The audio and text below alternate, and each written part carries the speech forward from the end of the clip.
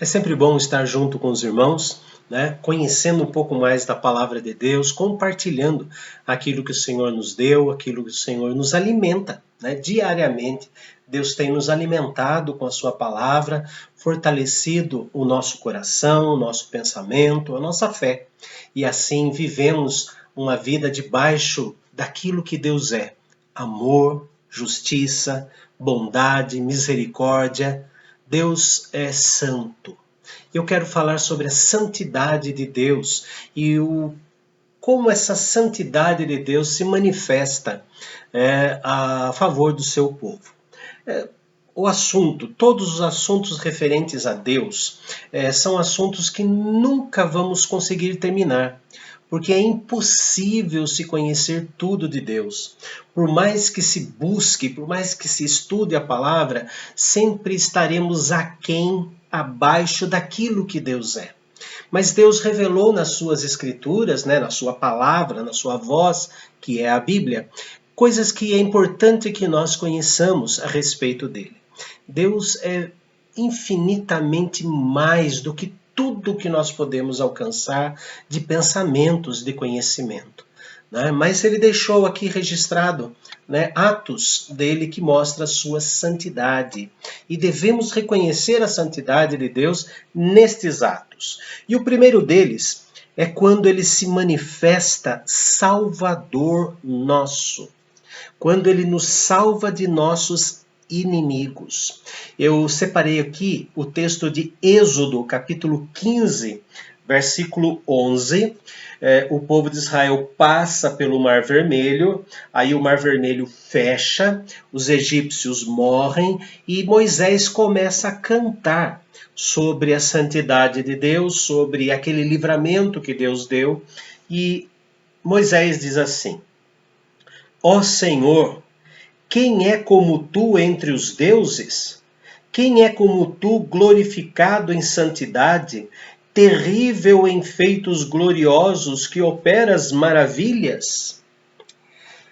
Naquele momento era uma batalha entre o Deus Todo-Poderoso, que estava tirando o povo do Egito, o Mar Vermelho e o exército egípcio, os deuses egípcios.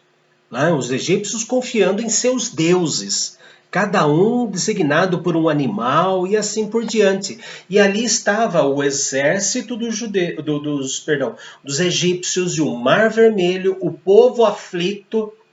E nós sabemos da história. Deus abre as águas do Mar Vermelho, o povo de Israel passa a pés enxutos, e quando o último chega lá do outro lado, lá na outra margem, Deus fecha o Mar Vermelho e os egípcios morrem afogados. Aquele exército morre afogado e a confiança deles em seus deuses acabam morrendo ali.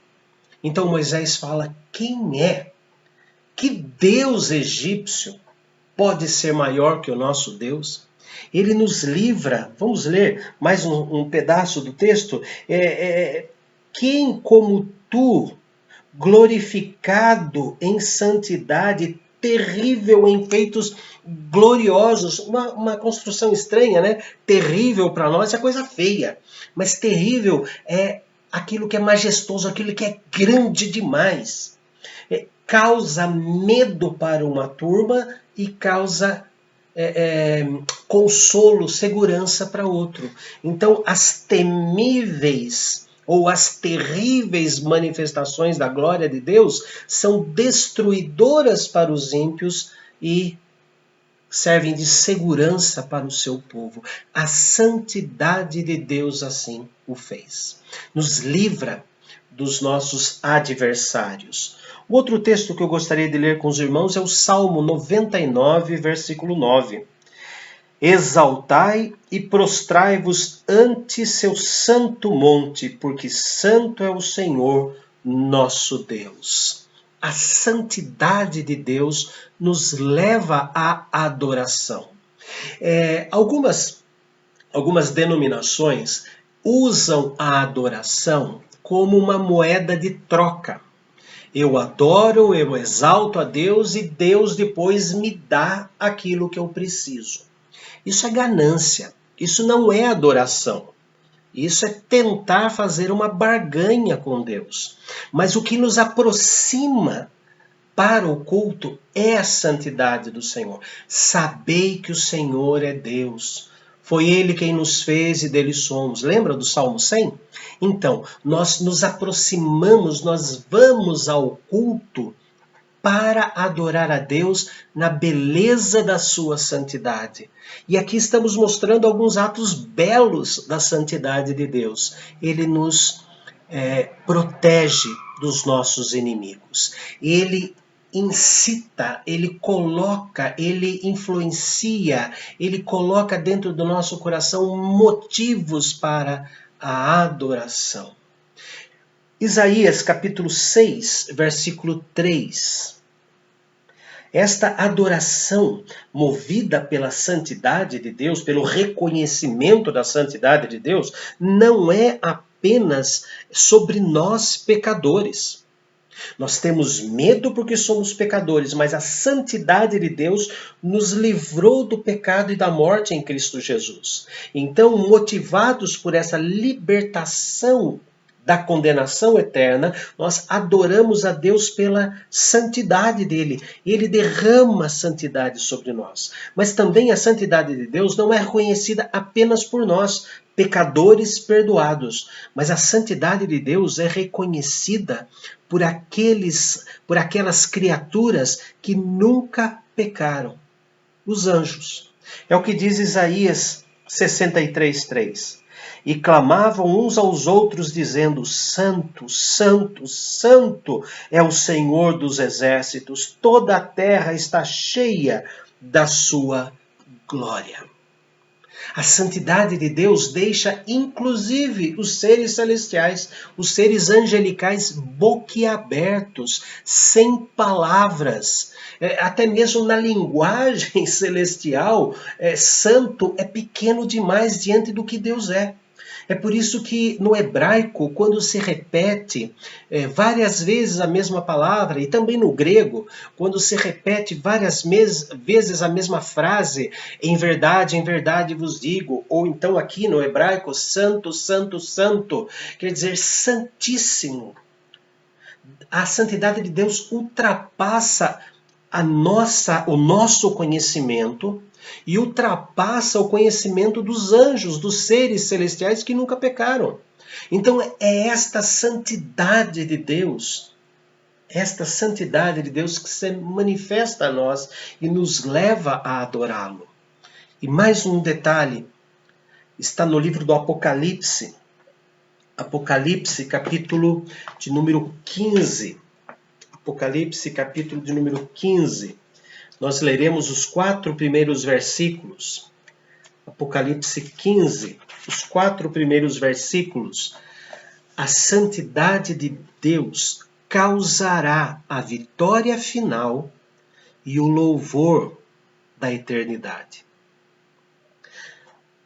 A santidade de Deus causará a vitória final sobre o inimigo, sobre Satanás, a besta, o anticristo e todos os seus seguidores. É a santidade de Deus que vai causar esta morte, esta condenação eterna para o diabo. E esta mesma santidade na vitória eterna vai nos dar motivações para a adoração eterna. Vamos fazer uma diferenciação aqui. Eu disse que Deus, na sua santidade, ao manifestar a sua santidade, nos motiva a adorá-lo aqui na terra, enquanto pecadores. Agora imagine depois da vitória final. E é esse texto do Apocalipse 15, de 1 a 4, que fala sobre a vitória final e fala sobre a adoração eterna. Apocalipse 15, de 1 a 4 diz assim: Vi no céu outro sinal grande e maravilhoso, 7 anjos que tinham os 7 últimos flagelos, pois com este se consumou a ira de Deus, a santidade manifestada na ira de Deus. Vi como que um mar de vidro misturado com fogo, e também os que venceram a besta, a sua imagem e o número do seu nome, 666, né? Eles estavam em pé junto ao mar de vidro, tendo harpas que lhes foram dadas por Deus. E entoavam o cântico de Moisés, servo de Deus, e o cântico do Cordeiro, dizendo: grandes e admiráveis são as tuas obras, Senhor Deus Todo-Poderoso. Justos e verdadeiros são os teus caminhos, ó Rei das nações. Quem não temerá e não glorificará o teu nome, ó Senhor? Pois só tu és santo. Por isso todas as nações virão e se prostrarão diante de ti, porque os teus atos de justiça se fizeram manifestos. Nós encontramos aqui o ato da ira santa, a ira santa de Deus, destruindo de uma vez por todas a Satanás, os seus seguidores e o 666, a besta, o anticristo, enfim, tudo aquilo que é contrário ao Senhor, e motivando-nos a uma adoração eterna. Ele nos dará harpas. Ele nos direcionará, Ele dará os instrumentos para a adoração, Ele dará a letra da adoração, Ele será o regente, Ele será o dirigente do louvor. A santidade de Deus fará isso. E como nós podemos meio que não antecipar isso, mas sonhar como será esta santidade, nos entregando totalmente no louvor, na adoração, numa vida de adoração, não restringindo apenas os 2, 3, 4 cânticos de um culto, mas usando a nossa vida aqui na terra como adoração, compartilhando cânticos, cantando em todas as circunstâncias. Santo, santo, santo é o Senhor Deus dos exércitos, toda a terra está cheia da sua glória. Ó Pai bendito, nós agradecemos muito, porque motivado pela tua santidade, o Senhor, ó Deus, nos salvou das trevas e do pecado e da morte eterna. Somos gratos, ó Deus, porque a tua santidade nos livra dos inimigos espirituais. Nós somos gratos porque a tua santidade, conhecida por nós, pelo menos uma parte tão pequena dela, nos motiva na adoração. Somos gratos, ó Pai, porque a tua santidade nos faz ter esperança na vitória final e na glória eterna, no culto eterno que nós prestaremos depois do juízo final. Somos gratos, ó Deus, porque o Senhor nos chamou, o Senhor nos purificou, o Senhor nos perdoou, o Senhor nos transformou, o Senhor deu vozes a nós, o Senhor nos dá as motivações de adoração, o Senhor nos convocou para estar diante do teu trono, junto com uma multidão que ninguém pode enumerar, para fazermos parte deste coral eterno, deste coral imenso de uma multidão, para louvar o teu nome sempre e eternamente. Nos ajude, ó Deus, a fazer um pouco aqui na terra daquilo que será na eternidade, a adoração em espírito e em verdade. Por Cristo Jesus, Senhor nosso, é que oramos. Amém. Vamos incentivar os nossos corações e uns aos outros na adoração.